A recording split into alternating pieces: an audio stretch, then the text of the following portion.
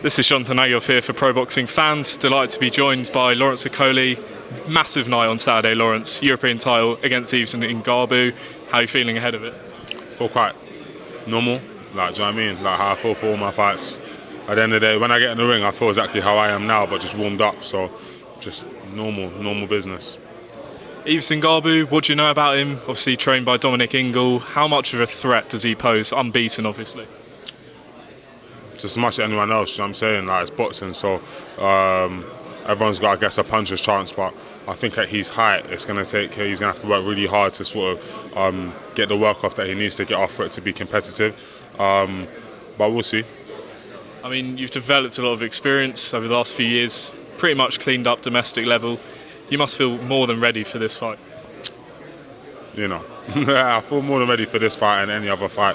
Like, do you know what I mean? I'm learning all the time, and just I feel physically like I'm getting just better. Like, do you know what I mean? I think I'm coming into my physical prime in the next year or two. Do you know what I mean? So I'm excited. Do you have a prediction? Just a win. Depends really how they approach the fight. I feel like when I start hitting him, he's going to go back to type and really come forward, and that will walk him onto more shots. But I think they might try to start off a bit cute, you know, tucking up a little bit of rock. But in reality, it's a fight, and I don't lose, so I'll deal with him. I know you obviously focused on Saturday night, but I have to ask what's next. Obviously, a massive domestic possibility with Richard Riakporhe down the line, world title shot. What's your thinking behind it? I'm on the ascend right now, do you know what I mean? So if I'm able to stop Ngabu well, then I'll definitely probably push. I mean, Eddie's talking about world title next fight. I'm not overlooking him, but I have to win this one and win it well. So if that opportunity presents itself, I'll take that. If not, you know what I mean, it's nice maybe to get my titles back in the British. We'll see in it Saturday in that. Talk to me about the main event, so-called, with Josh Taylor and Regis Prograis, your stablemate. How's he been looking in camp? No, he looks really good. You know what I mean, really sharp. As we got close to the fight, he's got a lot more spiteful in sparring and in the pads and bags. So I'm looking forward to it. And Derek Chisora against David Price. Most people are saying this is a real 50-50. What would you say?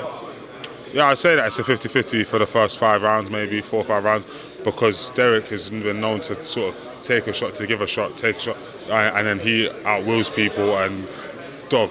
But then against someone as big and as powerful as David Price, there's only so many clean shots you can take. So if he's able to walk through them or be a bit cute, he'll get to David Price. If not, David Price might win. But I would bet on, see you later, I would bet on Derek Chisora.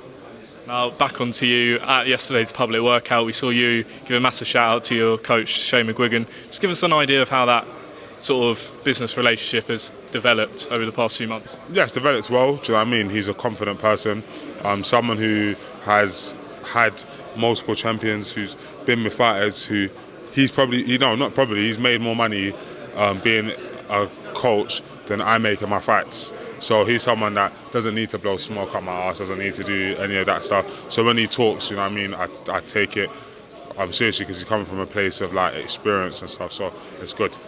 A couple more fights I want to quickly discuss with you. Your stablemate Crispin Smith back out in Liverpool in a few weeks against Craig Glover. How winnable is this for Chris? Extremely. I mean, I think he probably should be the favourite in my opinion. He's taller, very sharp, with combinations and stuff like that. So I expect him to come through that one well. And another person you know very well, Anthony Joshua, big rematch against Ruiz coming up. Have you seen him, spoken to him? How do you think he's looking? Good as always, you know what I mean, but it's more so the mindset, and his mindset's good. You know what I mean, a lot of people, if they take an L or anything like that, they kind of change up a lot of stuff, but he's very absolute within himself, so he's been able to make the small adjustments necessary. So I look forward to the fight in a couple of weeks, you know what I'm saying. And the other Super Series final, Breidis, do you feel like he's going to get the win in that one? Yes. It's toss and turns. I don't know what they're like in training at the moment, but definitely I feel like Breidis is a lot better, like compact, schooled, and he's ready. He's a dog as well. But then Dorticos, yeah, I like him a lot. I think they're both number 1 and number 2 right now in the world at cruiserweight, so I'm really excited. It's tough in terms of I think it's going to win, but I feel like not just Gustavo one, Breidis has got enough about him to kind of grit it out with Dorticos, so then the technique might just edge it. And who do you see as sort of the top pound for pound that's in 3 at the moment? Who makes your list? It's hard, man. I don't even know anymore. I trust it every week when someone has a fight, it changes. So I'll just leave it to be confirmed. And finally, I know your story. Everyone knows your story. You worked at McDonald's, worked your way up in boxing. Is that the kind of thing that motivates you, knowing where you sort of come from to where the levels you've reached right now? Yeah, it keeps me going. It keeps me happy, grounded and stuff. Do you know what I mean? And it excites me from what I'm able to achieve, because at this point here, I've already done a lot of stuff. You know, I've been an Olympian, been a British champion, Commonwealth champion, WBA, ranked number 2 in the world. Some people never reach that even kind of rankings, to now be boxed for European. I've done a lot from where I've started from and the sort of hands, the cards that I was dealt, but I'm looking to even go and achieve even more. Because when I've won the European, won the world, it makes that story even more inspirational, I believe. Well, Lawrence, I wish you all the very best of luck on Saturday night, and yeah, we'll catch up with you after.